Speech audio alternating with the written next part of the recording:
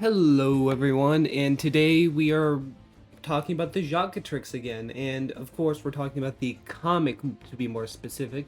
Uh, we're going to be talking about, of course, what happens in the comic, as well as reviewing it, more or less, and talking about the difference between the comic counterpart of the Chaquetrix and the actual Benton show. We're going to be going over specifically chapter 1 through 4, because those are out to the public on Twitter. Speaking of, you should go check out Trix on Twitter as well as their Patreon, because let's be honest, they really deserve it. They are a great artist and just an overall great person. So go over and check out their Patreon and Twitter, please. They really deserve it. So yeah, let's start off with the first chapter. Of course, we're starting off immediately when Ben is out in the forest, which makes sense. Don't want any preamble or, just want to get straight into it. And of course, we all know what happens here. It slams into the ground, he falls in, and then, you get the whole picture. He then just goes in, and it attaches onto his wrist, and, he freaks out, of course. So, yeah, this is exactly like in the show. And of course, he presses the button, core pops up, he selects Heat Blast, slams it down, and then, well, when the flash happens, nothing really happens. He goes to walk away, but then, of course, runs into Heat Blast. Of course, Heat Blast doesn't really have any memories of really anything, so Ben thinks she's a superhero and has her do like a little fireball, because, well, if she's made out of fire, she should be able to shoot out fireballs like a superhero, could do. And of course, just like in the original episode, start a forest fire. So yeah, that's basically the entire chapter. It's not really that long. This first chapter was actually not really that bad. It's a good introduction, and also just tells you how or not tells you, but shows you, how the Chaquetrix works. Is that, well, it summons the aliens instead of, well, turning into them. And of course they're female, which do get kind of explained in the next chapter, which we'll get into. But before that, yeah, this is an overall like good introduction to the AU, the Chaquetrix AU. The art looks great. I love it. The characterization is pretty much spot on in my opinion. So I'm gonna rate these. So I'll give this one definitely a 9 out of 10 in terms of like how good I think this is. Of course, you guys can rate it differently in the comments below on each chapter. I will give this a 9 out of 10 personally. So yeah. Anyway, on to the next chapter, which we start off with Azimuth in his lab.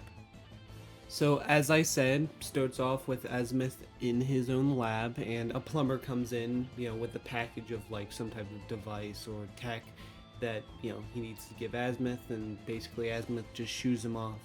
The reason is because he's working on this device and is testing out, well, said device that can apparently change the pigmentation of Galvans, which is a very weird device, but yeah.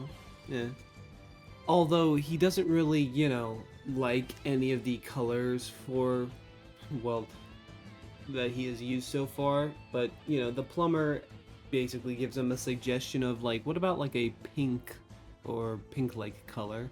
So, he basically jumps in the machine, has albedo. Yes, that's the Galvan he used, the color shifting one on. And, basically used that color and was actually... he actually really liked it. So, yeah, that's just... It made him look like what he is supposed to look like in this AU, which is like a kind of, pink eyes, pink-esque uniform and stuff like that. So, yep. Of course, Azimuth started to like this guy and wanted to know who he was, which, of course, it was Max, but, like, a younger version of Max, who he then showed... Yep, guess what? The Omnitrix, too, because he liked him so much, and actually recognized him because apparently he is very popular with the ladies, so to speak.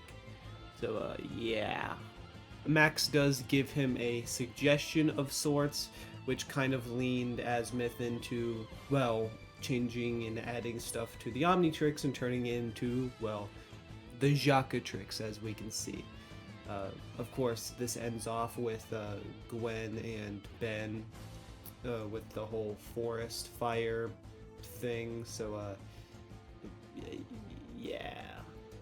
Anyway, to the rating section, I really do like that they tried to, explain why the, Chaquetrix is the way it is.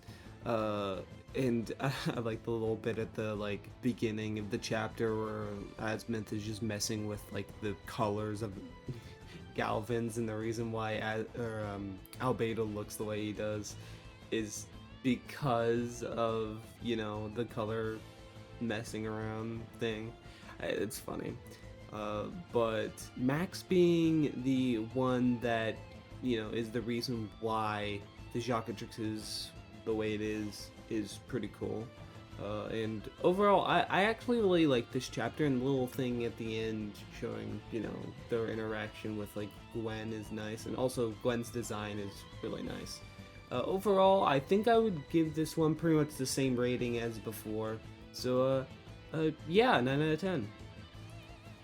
And of course, going into the next chapter, we're going more into, what happened with Vilgax, and most of this is pretty much the same as the original episode and all that, so I don't really have to expand upon too much with this, so that's good.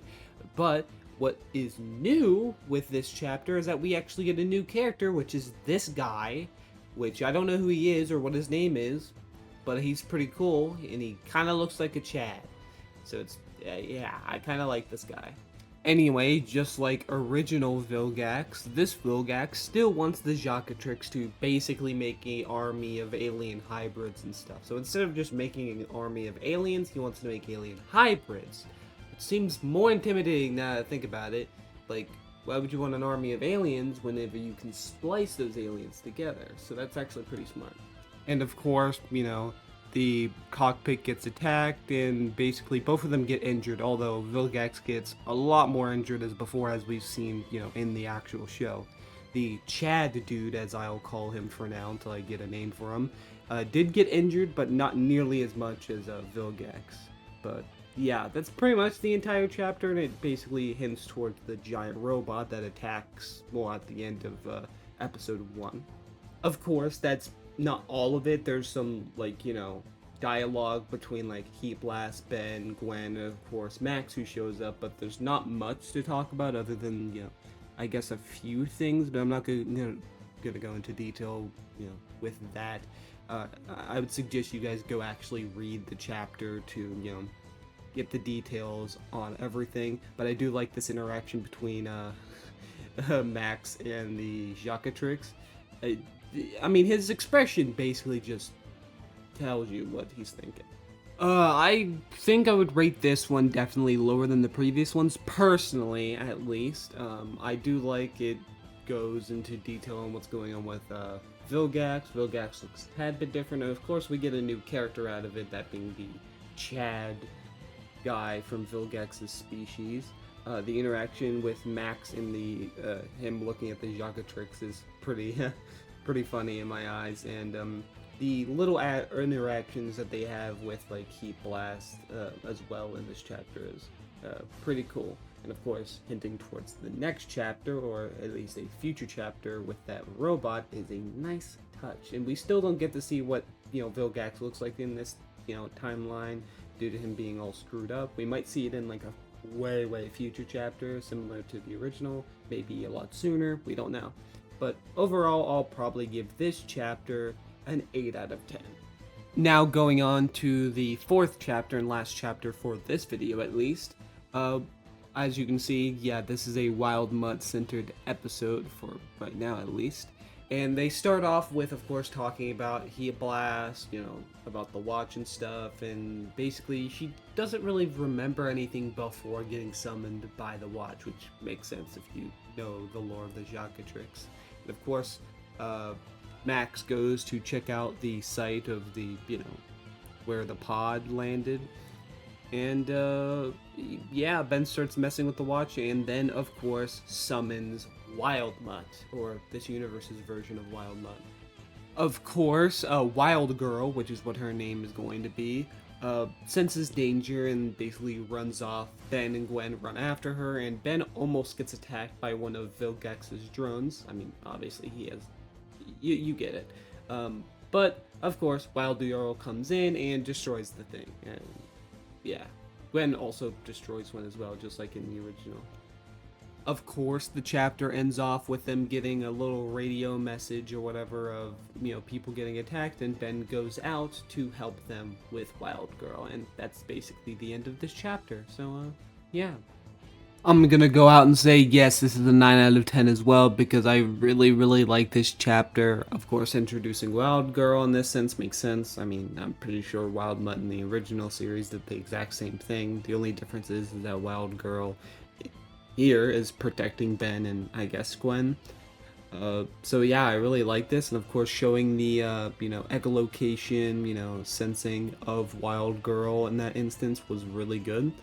Of course, leading into the end of the chapter, we see them going off to take on the giant robot, obviously. And if you didn't know that, well, yeah, I mean, you've seen the original series, that's what's gonna happen, and that's most likely where we will see the diamond head of the Chaquetrix. So that will be interesting, probably for chapter 5. But yeah, there's not much else to say. We see a little bit of a little touching moment, or touching moments, with Wild Girl and Ben, which are nice touches. So overall, I really like this chapter and a lot of the other chapters. So yeah. Overall, all of the ratings for all of the chapters are pretty high, because, well, let's be honest, I do think, or at least so far, this comic series is actually pretty good, for the Chaquetrix, and I can see where they're going with it, and I'm, perfectly okay with it.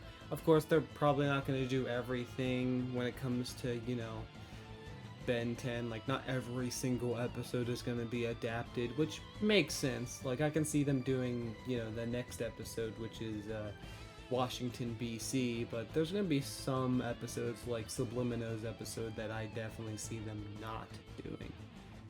But anyway, that's pretty much, all. I so far really like the chapters so far. And yeah, that's pretty much it. That's all I gotta say. Please go to Trix's Twitter and well, support them obviously, as well as going to their Patreon, because they are an amazing artist. They really deserve all the support you can give them. Of course, I also have a Twitter, in case you just didn't know. It's in the description along with everything else I just said. And of course, I have my own Patreon. I don't really use it that much. I really should, but it's down there as well. Of course, you should subscribe and like the video if you like videos like this and want me to continue like reviewing Ben 10 stuff, because I will keep doing it, and maybe some other stuff related to Ben 10 down the line. And of course, I also have a Discord, which should also be in the description in case you want to talk to me or other people who like my content, Ben 10, or whatever it might be. Anyway, I hope you liked the video, and yeah, that is all.